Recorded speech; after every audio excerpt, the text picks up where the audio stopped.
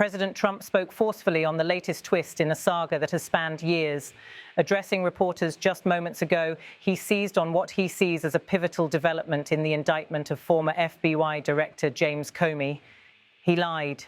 He lied a lot, the president declared. He gave an answer. The only problem is for him, he didn't think he'd be caught, and he got caught. He didn't say, well, maybe, or I don't remember. He gave a very specific answer, and then he verified it numerous times, and he got caught. Trump's comments followed the news that Comey has been charged with lying to Congress and obstructing a congressional proceeding, an extraordinary turn in a long-running political and legal battle that once defined the early years of Trump's first term.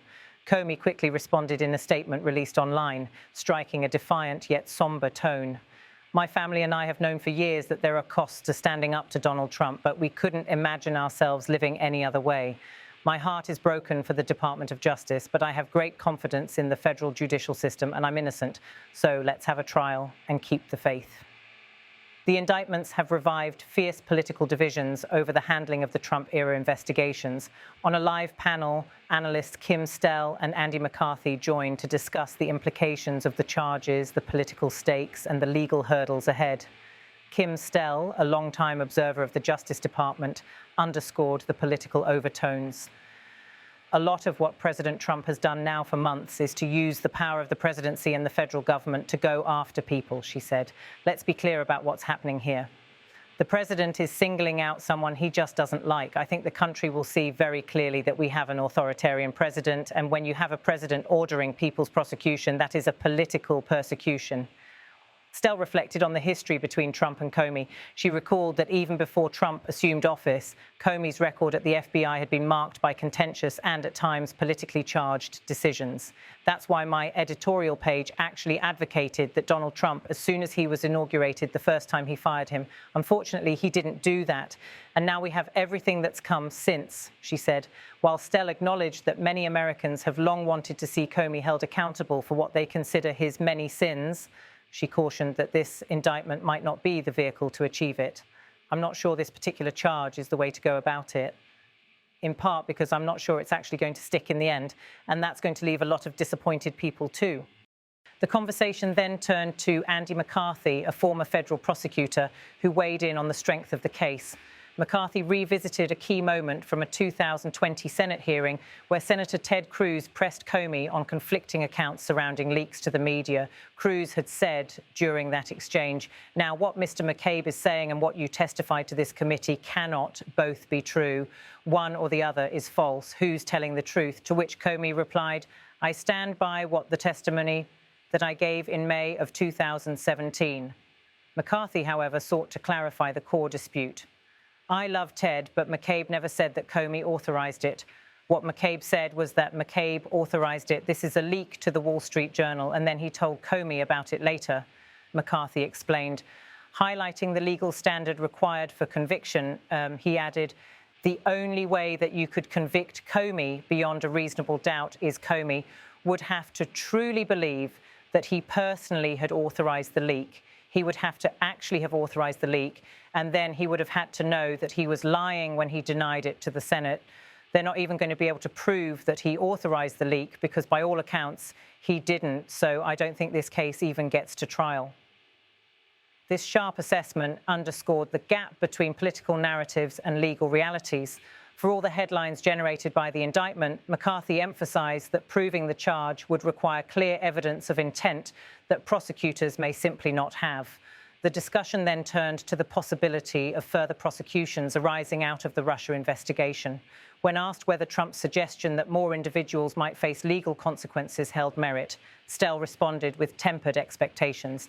She pointed to the work of special counsel John Durham, whose investigation into the origins of the Russia probe concluded with limited findings.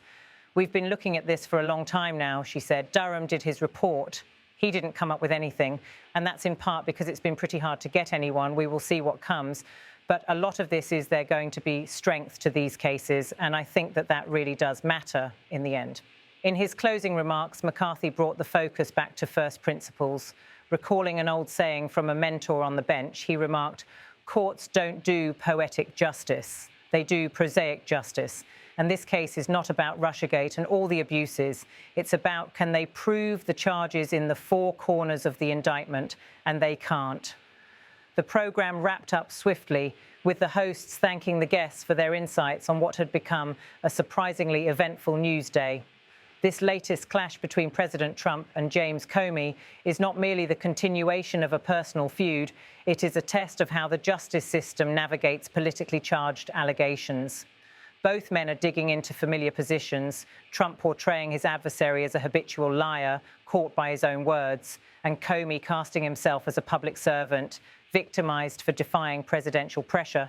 The drama traces back years to the moment Trump fired Comey as FBI Director in 2017, a move that set off cascading investigations, recriminations, and political upheavals. That long simmering conflict has now shifted back into the courtroom. Trump's central argument hinges on the assertion that Comey's steadfast denials have boxed him in. In Trump's framing, the problem for Comey is not hedging or wavering, but that he was too sure, offering, as Trump puts it, a very specific answer and verifying it numerous times, only to be caught. Comey, in turn, has portrayed his indictment as the price of resistance. By invoking the cost borne by his family, the heartbreak for the Department of Justice, and his continued faith in the courts, he is staking his defence on both moral and institutional grounds. Legal analysts like Stell and McCarthy act as translators for the public, distinguishing political spectacle from judicial substance. Stell's warning that prosecuting political opponents risks authoritarian overreach resonates at a time when polarization runs deep. Yet her caution that this particular case may disappoint its proponents reveals her awareness of the limits of law as a tool for settling political scores. McCarthy's focus on the technical hurdles, the requirement to show Comey's personal authorization of the leak and knowledge of false testimony, highlights why courtroom outcomes often diverge sharply from political expectations. The Cruz-Comey exchange, while dramatic for television, may not meet evidentiary thresholds. For Trump, the indictment marks another front in his ongoing campaign to define his legacy in terms of confrontation with entrenched institutions. His words, he lied a lot, echo his long-standing narrative that the establishment sought to undermine his leadership. For Comey, it represents a battle not just to clear his name, but to defend his record as a public servant. His appeal to keep the faith in the judicial system underscores his strategy to shift the contest from politics to law. For the justice system, the stakes lie in demonstrating that prosecutions are guided by evidence and statute, not by vendettas or political wins. The warning voiced by Stell, that if the case fails, it could deepen disillusionment, looms over the proceedings. As McCarthy reminded viewers, courts operate on the four corners of the indictment, not on the broader passions that swirl outside their chambers. That distinction will likely shape not only the trial's outcome if it proceeds, but also the public's reaction to it.